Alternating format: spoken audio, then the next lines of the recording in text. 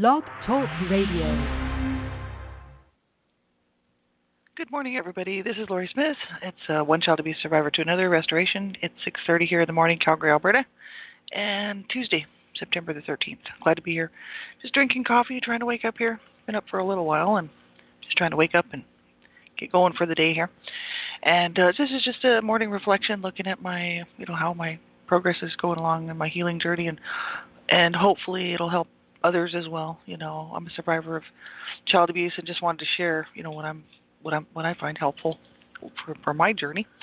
May not help anybody out there, but we all have different situations going on in our lives and different things. We're all different, and what might work for me might not work for somebody else. But I just take a look at this information just basically to keep myself accountable, so that I'll keep working on my healing journey instead of just letting it slide and pushing it off like I have been doing for a little while there, and for almost 2 years. So it's good to stay on these things, and this is kind of holds me accountable to do this every day in the morning before I have to get busy for the day. Because once I start, like most people, once we start our daily routine, it's sort of easy to sort of bypass this type of thing, or just forget to do it, or get too busy to do it. So I thought, well, first thing in the morning, I'll just jump on it and get started and take a look at some helpful information for myself. And so hopefully it's helping you out too. And we'll get right into this. We're looking at, first of all, do a safety checklist. If you're a survivor of abuse, make sure you're safe enough to be listening, and you're feeling safe enough that you're not going to be triggered and then have a rotten, miserable day because of it. You have to know where you're at in your healing journey before you listen to something like this. If you're a survivor, make sure that you're safe enough by doing a safety checklist. If you're not sure how to do that, you can get that from ASCA.org. It's Adult Survivors of Child Abuse. It's a Morris Center program. It's a Survivor to Thriver manual, and the first chapter is Safety First. It's like 60 pages long, just about, and you can grab it and read through there and find out how to keep yourself safe, right? Make sure you do that. It's very important. And we'll get into this. They're looking at Adult Survivors of Sexual Abuse. This is from Cheryl. It's an acronym that she's put together and written some really good information, I think. It's kind of like I don't know. She said it's good for anybody, not just the survivors of sexual abuse. And it really is. It's just good for anybody who's been abused, and any type of abuse, really. So she's just using the letters from the words adult survivors of sexual abuse to write these little pieces up that I think are really cool. So we're looking at the U in survivors. Where yesterday was see how important and truly unique you are. You are one of a kind. No one can replace you. God put you here for a reason, or your higher power. You matter in this world. You will make a difference in the lives you've touched, leaving a lasting mark in their hearts forever. That was yesterday. Now the U in Survivor is use your inner strength and realize how strong you really are. You've overcome insurmountable odds and survived. Feel proud of yourself and know you've done the best in your circumstances. And that's good. I like that. It's true. We people who've come through abuse and survived abuse, whatever type of abuse it is, any type of abuse, obviously. I mean, to be able to overcome that and to survive and to keep going, it's a big deal. And people a lot of times don't think that. They don't really see it that way. And I think so many times society doesn't want to allow survivors to feel that way. It's kind of like, well, your best just really doesn't count.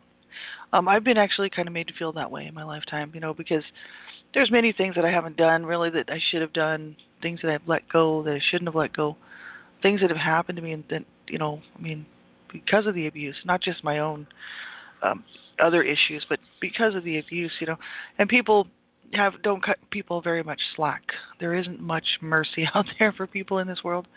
But I don't think that that's just so much, it's just survivors of abuse being picked on. I think that's the world.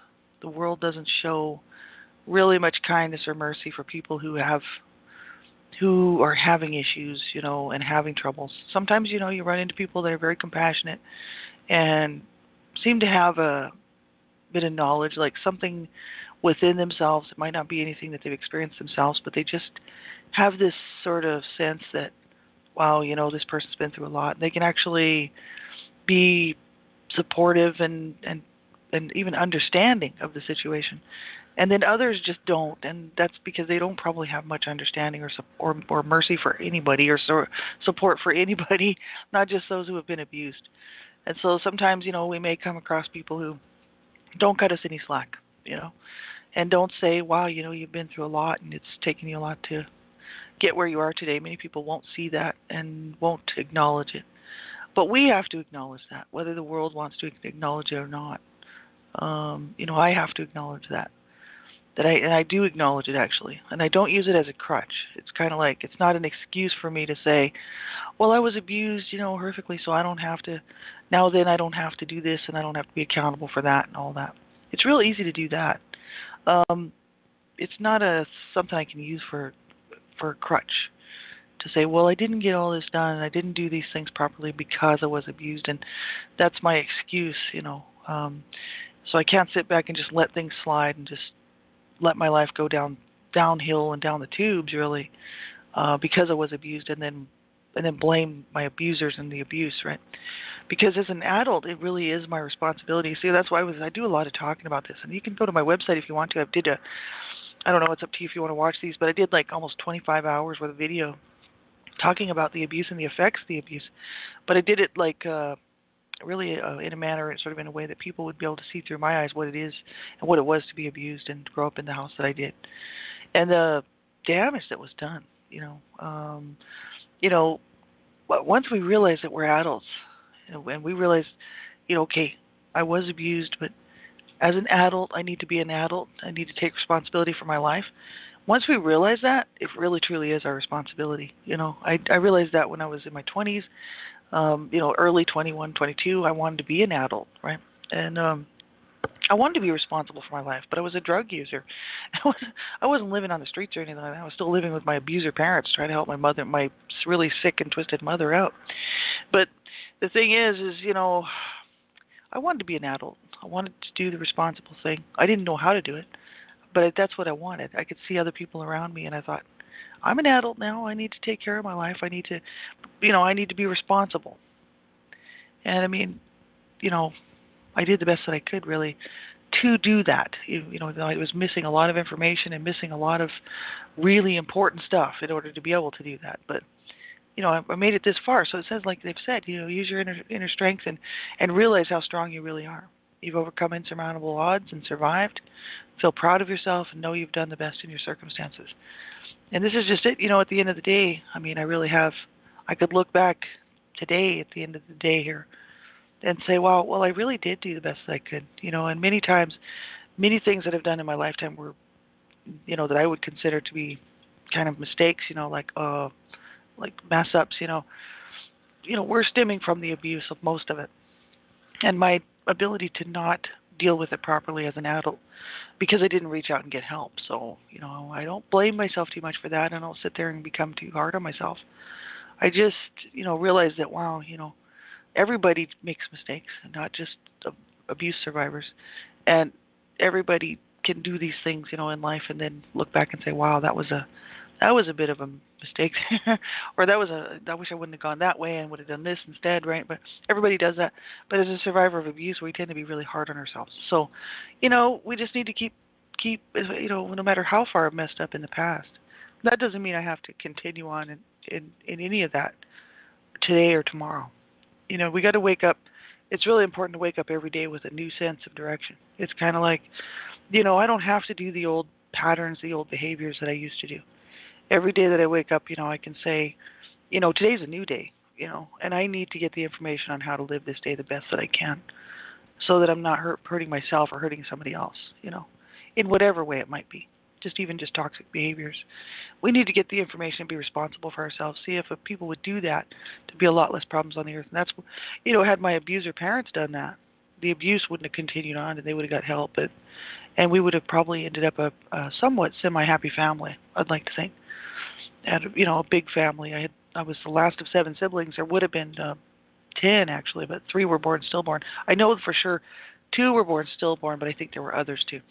So there would have been a large family. It's unfortunate, that my parents didn't do that. They didn't wake up one day every day and say, we don't have to continue on in this. We could get help, right? And I started to look at that and I started to think, wow, had they done that, our lives would have been completely different. And they wouldn't have been perfect because there's no such thing, but they would have been different. And I think that, as an adult, it is my responsibility to wake up every day and with the challenge of knowing that I've got so many hours here, and I can choose to either live this, healthy and positive and get the information, get help when I need it, reach out, or I can choose to just spiral downward and spin out in these behaviors and these really toxic ways of dealing with things that I was taught and programmed to do as a child. So it's very, very important to realize that every single day we have to wake up and make those decisions, how we're going to do this day. And I decided that I wanted to make it. I wanted to survive, and I wanted to do this thing, and I wanted to have the best life that I possibly could with the time left that I have, right? And to be good to people around me, to be good to myself, right? And so it's very, very important to make sure that we're not allowing ourselves to go down just because we were abused, because that's not really an excuse. That's a really sad way to be. That's how I lived my life until the age of 41 and a half, being the victim, and really it wasn't my fault. I can't really say, I can't be too hard on myself. It was not something I just said, I'm just going to ruin my life because I was abused. I didn't know any other way to live. I didn't know any other way to cope, and so I didn't know any other way to do it, right? So until I actually got the information, started reaching out, and things started changing, I started to realize, wow, look what I have been doing to myself and my whole life, self-sabotaging and really not doing well in many circumstances. So, but we can be proud that we've actually come as far as we have and made it as far as we have. And I think that's important. And just know that we've done the best in our circumstances with what we have to work with. And that's important. And I think as long as we're reaching out and getting help and making sure that we're, being accountable to ourselves and to others, that's really important as an adult to be responsible for your behavior. I got to be responsible for mine. And so, but a lot of people aren't, and it doesn't mean that just because somebody's irresponsible with their behavior and how they treat people and what they do, that they've been abused. Because there's many, many people who are really, really sadly messed up, it doesn't have anything to do with childhood abuse. They might have come from a very loving home and never experienced any abuse in their lifetime, but they're still toxic, right? And that's not a good thing, but it's true. So we're not, just because we're on our healing journey doesn't mean that others are. And we're going to run into a whole world full of people that are really messed up, unfortunately. But it's the way that it goes, and really we can only be responsible for ourselves. I can't be responsible for what somebody else does. But I can be responsible for my behavior and the way that I treat people and how I'm going to deal with things through the day. That is my responsibility. And so I can't just brush that off and say, I don't have to do that because I was abused as a child. That's just an excuse. So, it's important to be responsible and be the adult and be the responsible adult and get help. That's really, I think this is really cool. I like looking at these. She's done a really good job here. And that's Havoca.org, Havoca, Havoca.org. And we'll look at, what else do we want to look at here? Oh, this is the inner child, loving the wounded child. This is interesting. This is Havoca as well. He helped for adult victims of child abuse, Havoca.org. And we left off yesterday that they're looking at loving the wounded child. So it's basically saying that our core earliest relationship with ourselves was formed from the feeling that something was wrong and it must be me. So at the core of our being is this little kid who believes that he or she is unworthy and unlovable. And that's the foundation that we built our concept of self on. So that we'll pick up from there. They write here, children are master manipulators, and that is their job, to survive in whatever way works. So we adapted defense systems to protect our broken hearts and wounded spirits, and the 4-year-old learned to throw tantrums or to be real quiet or help clean the house or protect the younger siblings or to be cute and funny, etc. Then they write here, then we got to be 7 or 8 and started being able to understand cause and effect and use reason and logic. And we changed our defense systems to fit the circumstances. And then they said we reached puberty and didn't have a clue what was happening to us and no healthy adults to help us understand. So we adapted our defense systems to protect our vulnerability. And then we were teenagers and our job was to start becoming independent and prepare ourselves to be adults. And so we changed our defense systems once again. And so she says, I think it's Cheryl, but I'm not sure who wrote this. It is not only dysfunctional, it's ridiculous to maintain that what happened in our childhood did not affect our adult life. And we have layer upon layer of denial, emotional dishonesty, buried trauma, unfulfilled needs, etc., etc. And our hearts were broken, our spirits wounded, our minds programmed dysfunctionally. And the choices we have made as adults were made in reaction to our childhood wounds, programming. Our lives have been dictated by our wounded inner children. So this is all dealing with wounded inner children, right? Really quite interesting. And I think that's what she's got to say there is quite interesting. For some people, this just wouldn't, for some survivors of abuse, this wouldn't they wouldn't be able to relate to this maybe because and not everybody grew up in a dysfunctional home. Right? The abuse might have it might have happened somewhere else, in somebody else's home, or But this, I totally relate to this stuff because I grew up from day one being born into abuse and then living in abuse my whole life.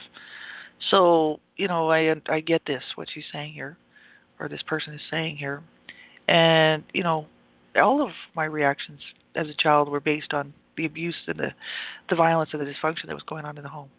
There was no other way that I could not. There was no way I could not be affected by it. Living day after day, night after night, week after week, and month after month, and year after year, and that definitely took its toll. And all of my behaviors were formed and really created by that abuse. And by the sheer dysfunction and insanity of it all. And so obviously, I've got real problems dealing with relationships with people, with my own, how I'm going to get my needs met, how I treat people around me. It's very important. Abusive people quite often were abused, and that's what my two parents were abused as children, and then they just continued to cycle on. I think, who knows, maybe their parents were abused as well, so they're just passing the cycle on, right? It's real easy to do, if we don't get help. And so, as far as me, I didn't perpetuate the situation because I don't have any children. And it wasn't really by my choice that I don't have any children. I lost my baby, but I was unable to have children because of the child sexual abuse. So I was made barren. So I was not able to. I actually did become pregnant one time and lost the baby, and halfway midterm, and they said it would be a miracle if I even got pregnant because of the scar tissue. And they said, if you do get pregnant, it'd be a miracle if you could carry that baby. So sure enough, I lost the baby, and then I never was able to become pregnant again. So, I didn't have children, so to pass on this disease to. And am I thankful? Well, I think, I was working on getting help sort of way back then, but because of all the situations that came up, I just didn't do it and continued to not get help until the age of 41 and a half. So, things happen the way that they do. But, did my siblings pass this on to their children? Well, not very many of my siblings actually had children because many of my siblings killed themselves. And two of my siblings committed suicide. One of my brothers was murdered at the age of 19. So these three brothers gone, no children. One of my brothers didn't have any children, but he just adopted basically his wife's son, who was not his biological son. So he didn't have any of his own offspring. My sisters, two of my sisters actually, were the only ones that had any children in the family by natural birth, and one of my oldest sister had two sons, and she basically passed on the disease to them, in a milder manner than my own parents, but it was still very dysfunctional, very toxic, and somewhat abusive. So she passed that on to her two sons, and then my sister Kathy, she passed on some sort of bizarre stuff to her daughter, but it wasn't necessarily abuse. It was just really irresponsible kind of toxic stuff, that now her daughter's going to have to live with until she figures out what's been going on. And, my sister's in denial, so she just thinks everything was great, and, she's just not able to deal with things. My sister she had to divorce her husband because of abuse, and she ended up in an abusive marriage, so what do you know? There you go. Abuse just runs in cycles, you know what I mean? And, so I didn't pass this on, but I didn't have the opportunity to pass it on. But we have to be really careful because many times the abusers in the situation were abused. And if they don't get help, they just pass this stuff on, And so it's just this horrible situation that people just go through. It's just horrible. And that's why I do what I do, because I just think that there's not enough people talking about this. There really isn't. And quite often when people are talking about this stuff, they're talking about, oh, you can have a good life, put it behind you, the past. They're not really dealing with the situation. And they're not really talking about the real issues of how incredibly hard this stuff is to deal with and what we've come through and what we've been through, you know. And people, out there they need to know. This is really horrific. They're just saying here, the choices that we made as adults were made in reaction to our childhood wounds, programming, etc. So our lives have been dictated by our wounded inner children, and I seriously think that's what my two parents were going through. They were two abused children who came together and got married, and their wounded inner children, and really mentally ill, psychologically ill children, within themselves, because they had mental problems and psychological problems. They ruled their lives. So then they just continued the abuse on. Right? That's just horrific. We could easily do that because of the programming. So this is what they're talking about here. We didn't have any. If we grew up in this abuse and grew up in this dysfunction, there were no healthy adults to help us to understand, to get the information that we needed. So then as teenagers, we're trying to build our lives, trying to gain some independence, really, trying to prepare ourselves to be adults. But we're just being prepared to be really twisted adults. And that's really a shame. That's really, I don't take the responsibility on for that. I only take the responsibility on for the point where I realized that I was an adult and I wanted to be an adult, and I decided that I should be responsible for my behavior. At that point, that's where I start taking the responsibility. But before that, it was not my fault what happened. Not at all. No, we can't even take responsibility for the abuse. I've had people actually tell me that as a child, there must have been something that I did that would cause this abuse, or it must have been something that, in my behavior or something in the way that I was that would cause my parents to abuse me. And I mean, without even knowing the situation, somebody would say that to me, and it's like I just ignore people like that because I'm like, you don't have a clue. All 7 of my siblings we all 7 were abused, and Child Protection Services was involved. So, buzz off. You know what I mean? I get tired of people and they're kind of wanting to help but not knowing the right words to say and ended up saying really stupid things. You know what I mean? No, children. Children are not responsible for the abuse. The adult in the situation, or whoever is the abuser, is responsible for the abuse. I'm sorry. You can't do anything wrong enough to be abused. It's just not logical. It's not okay. So then what do we do with that? Layer upon layer of denial, emotional dishonesty, buried trauma, unfulfilled needs. Our hearts were broken, our spirits wounded, our minds programmed dysfunctionally. What do we do with that? It's like, we got to get help is what we have to do. And I mean, I realized that at 41 and a half when I spiraled out of control to the deepest depths of hell that I could possibly get to. I mean, I had been there before, but had never gone quite that far. And I just thought, if I don't get help, this is going to be it.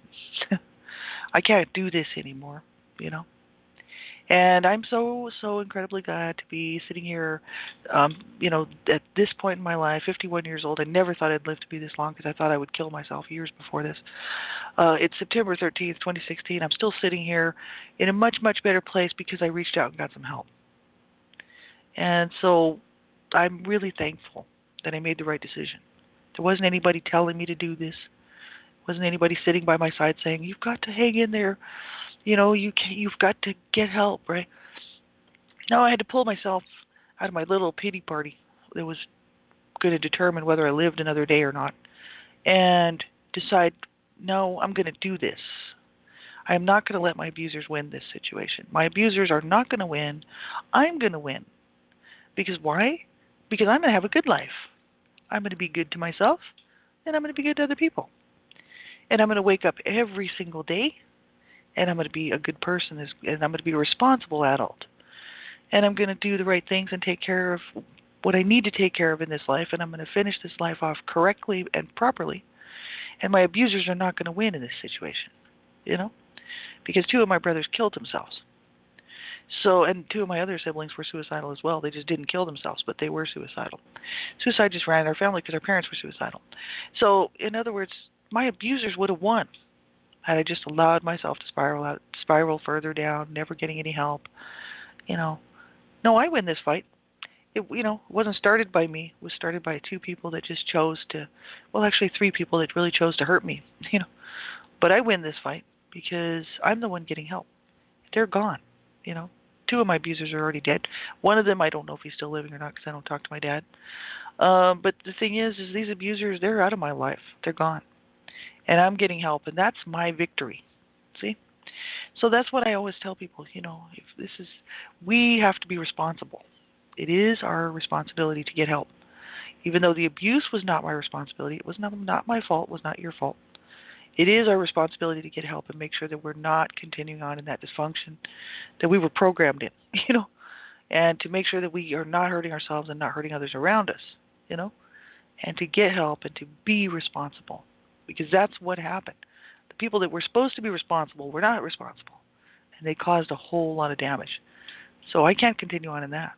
So this is very important. So we'll look at the rest of this. We'll pick this up tomorrow. Pretty well, we only have a couple minutes left. Positive reinforcement. What am I doing right in my daily walk? Looking at positives. Well, I'm just continuing on. I actually got on my rower again. I did some rowing.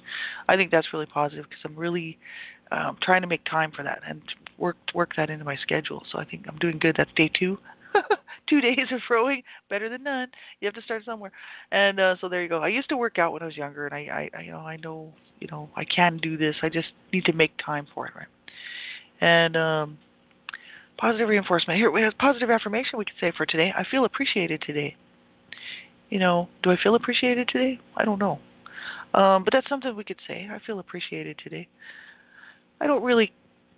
That doesn't motivate me that much. I feel appreciated today. I think what motivates me is to say that I appreciate this day. Because this is just another opportunity today, for me to first of all help myself, to help somebody else in my daily walk, wherever I am throughout the day. I can be good and kind to people. And this is another opportunity for that. So I appreciate this day. And I think that makes much more sense today to me than just to say I feel appreciated today. I don't care if people appreciate it. There's not much to appreciate. You know what I mean? I'm not running around trying to be a people pleaser to get appreciation from people. I really don't care. But I really appreciate today. That's what I'd rather say that, because I actually do appreciate this opportunity today to do something good for myself and something good for somebody else. It's another opportunity to, for that to happen, for something positive to happen, for something good to happen, And at the end of the day, it may not happen. I mean, nothing.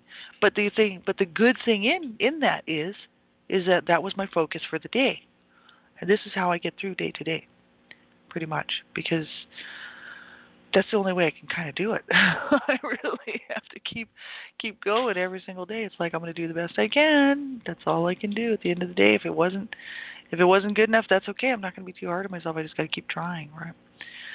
Self-care. What am I doing to look after? What are we doing in our walk, really, to help ourselves physically, spiritually, emotionally? To care for ourselves, right? And like I said, I'm just working on the rowing. The other stuff I'm doing pretty good in. Specific to the domain of psychotherapy, this is Avoca's rights, Survivor's Bill of Rights. Specific to the domain of psychotherapy, you have the right to have your therapist's commitment to you to not depend on your good behavior unless criminal activity or ongoing threats to safety are involved. So we have the right to our therapist's commitment to us, not depending on our good behavior, quote unquote, unless criminal activity or ongoing threats to safety are involved. Yeah, because they have to be committed that, safety is an issue, right? But we don't have to, have our therapist's commitment based on our good behavior as far as, I'm having a bad day today, and then they take that as not good behavior, We should be able to be honest. That's the whole purpose of healing. That's the whole reason, the underlying issue is truth. So we have to be able to be honest, and if our therapist does not allow us to be honest and just only wants, us to behave good, just so that they can pretend that they're trying to help us, That's no good. So make sure you get a good therapist. If you don't know one, make sure you look around and find one, because there are some people out there that may not be able to relate to us, right? Bill of Rights. This is a personal Bill of Rights, number 30. This is Charles H. Whitfield, Healing the Child Within. I have the right to make friends and be comfortable around people. That's awesome. I have a right to make friends and be comfortable around people. And that's exactly right. We have rights. And we have the right to make friends and be comfortable around people. And just know that you do have these rights, And if you're struggling and having a hard time, like I say on all my shows, get help, reach out, do whatever you have to do. Call a crisis line, but get help. And do not allow yourself to be, to struggle and to suffer on your own. All right, and I wish you guys a wonderful day, and we'll talk to you tomorrow. Take care. Bye-bye.